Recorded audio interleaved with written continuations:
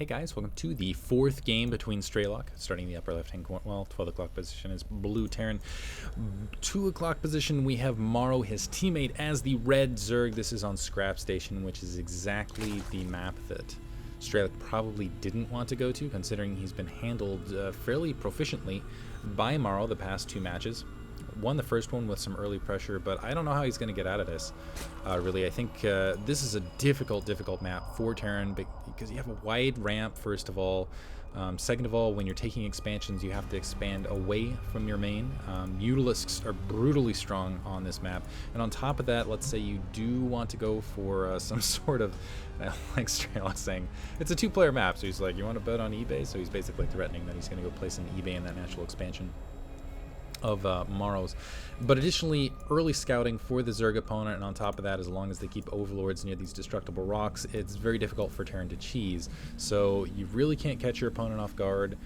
If you're going for a longer term economic game, you have some difficulties because Zerg, as soon as they get Mutalisks out in the air, are a lot more mobile, etc, etc. So it's very difficult for Terran to win versus Zerg on this map.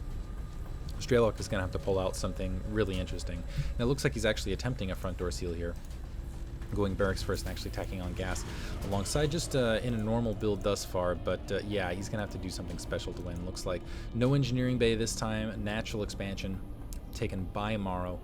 So immediately, and he's going to be already off to a solid economic head start with no disruption there, which is worrisome considering the results of the past few matches, and that's got to be frustrating from Strelok's perspective.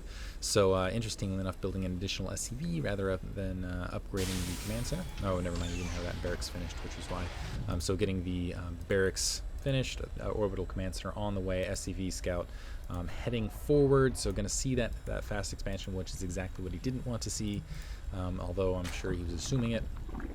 And Morrow with the spawning pool in that back edge, and second overlord already approaching to take this kind of close position, keep an eye on those destructible rocks. So and it looks like a marine going to chase out that first initial overlord, but this overlord can just hover over the gold. That's really what I feel like is the difficulty in particular. And it looks like we might see a Banshee opening from Strelok with that factory, and overlord going to peek in, see it as well.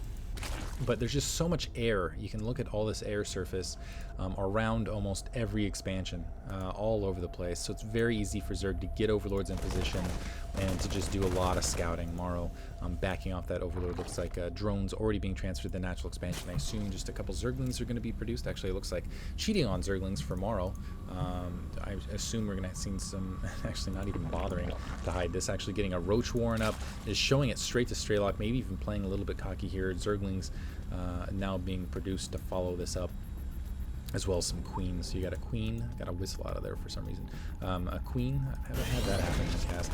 Strelok naturally trying to get his tech up, has a starport going, has a reactor, so it's going to be, it looks like a Hellion combination Banshee attack, or maybe even a Hellion drop. But again, Morrow right on top of the scouting. One overlord sneaking in. As one overlord comes in, the other one comes back across and just scouts everything. So Morrow has perfect eyes on Strelok.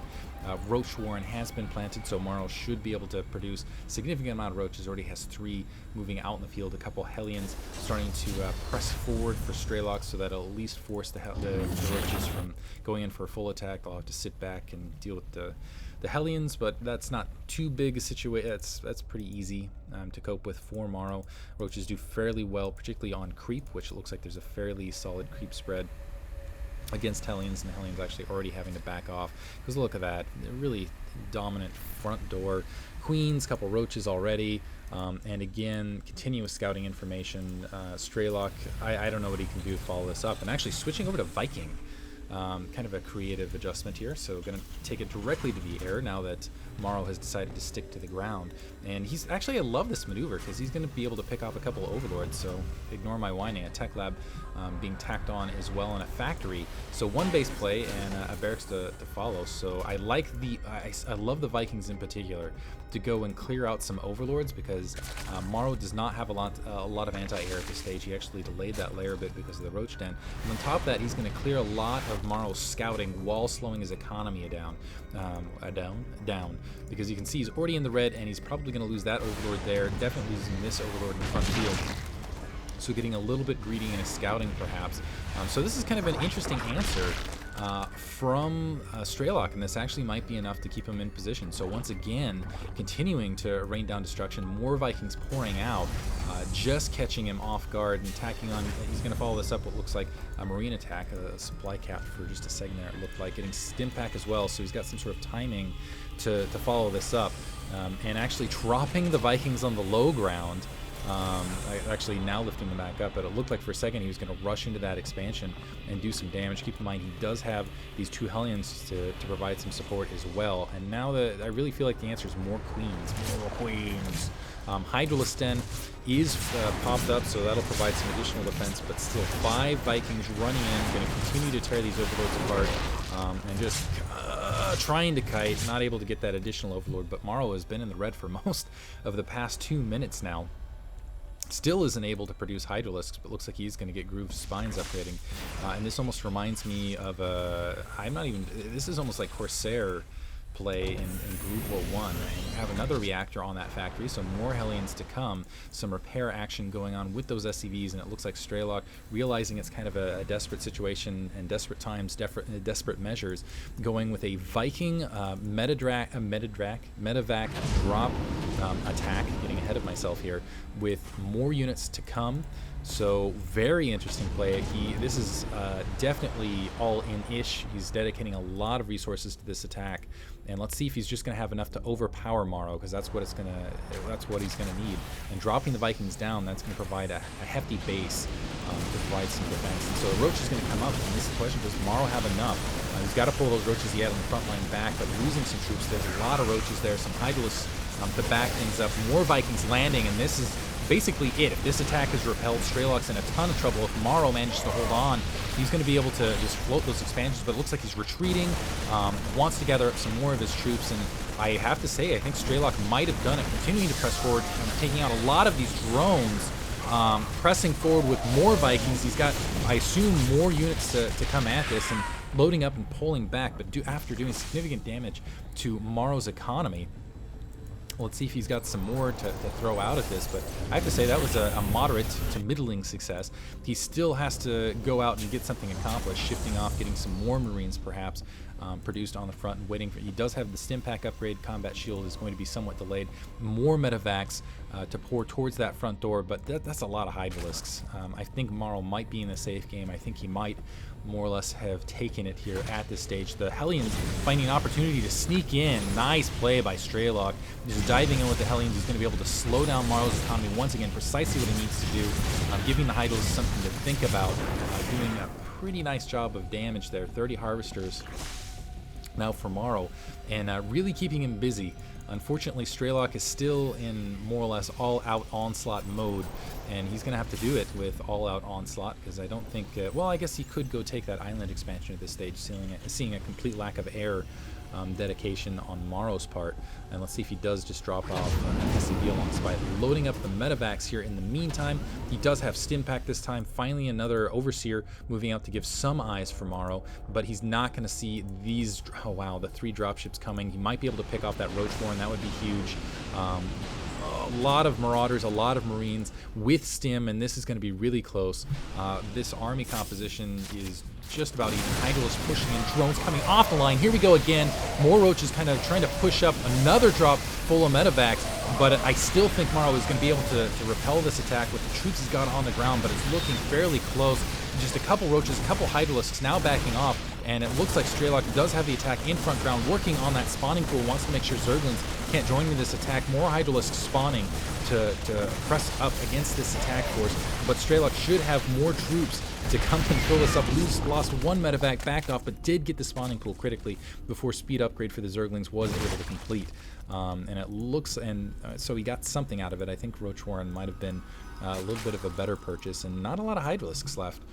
Just 10 Hydralisks still, and there's plenty of Marines actually still producing, and Marines do pretty well across the board at Changeling, just hanging out of the front. And wow, Strelok immediately coming in for an additional attack. Needs to be very, very careful that he doesn't lose any of these medevacs. But he definitely has Morrow's attention. A secondary attack that looks like on the low ground that I missed. He's going to be able to take out the queen there and split the forces. So while Morrow's distracted here at the main, able to take out a dropship and offload, some Marines getting a lot of drone kills at that natural expansion, and it looks like, yeah, getting a lot of drone kills at that natural expansion. And now Morrow hurting for resources. He's still mining at his main, but not really getting gas across the board. He's just kind of holding on for dear life here. And again, if he can just keep the drone count up and repel, and it looks like staging some Hydralisks down to the south, if he can just hold on for a little bit longer, he's going to be in a great position. Morrow fielding some changelings, wants to provide some... okay, nice. Block them out. I'm going to shoot them to death. That's what bullets do. You shoot people to death with them. Strelok gathering up for another drop, and this is really getting to desperate times because, again, getting very thin on the minerals. So I think it's going to be this drop is going to be it, really. He does have the combat shield upgrade this time.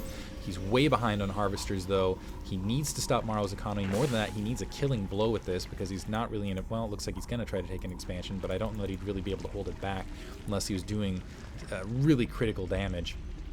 So flying over the edge, that's a lot of medevacs. It looks like Morrow does in fact see it. The Hydralisks there, and oh, this is so tense. Just a handful of Hydralisks, unfortunately, and that, if they could offload, and if they could offload in groups, it would be a much better situation. But another drop in the bottom corner while those Hydralisks are distracted. And it looks like he's got a comsat there at position. Just see a handful, 6 Hydralisks. I don't know that he really wants to approach and gun for that. Bringing the dropships back, sorry, the medevacs back. Thinking about it, oh, that's getting detected. So engaging here, and actually some drones up and down. Medevac very quickly taken out. Some drones peeling off, but really not a lot else happening. Strelok loading up with some more troops, and it looks like he's going to try to dive into the natural. Actually just going to offload by the destructible rocks and engage here, and this is going to be it, I think, because he's got half the harvester count. He really can't catch up economically unless he's doing something magical, and he's got to do it with this army on the ground. And wow, Morrow bringing everything off the line to just because that landed, and I'm not sure I like that actually. But on all-in attack, Hydralisks melting, so it looks like Strelok in fact is victorious, and Morrow GG'ing. Wow, maybe a spine crawler or two would have been called for there, but wow, Strelok able to find some ground. Just wow, that's all I can say about that match. Wow. Moving on to game 5, going down to the wire.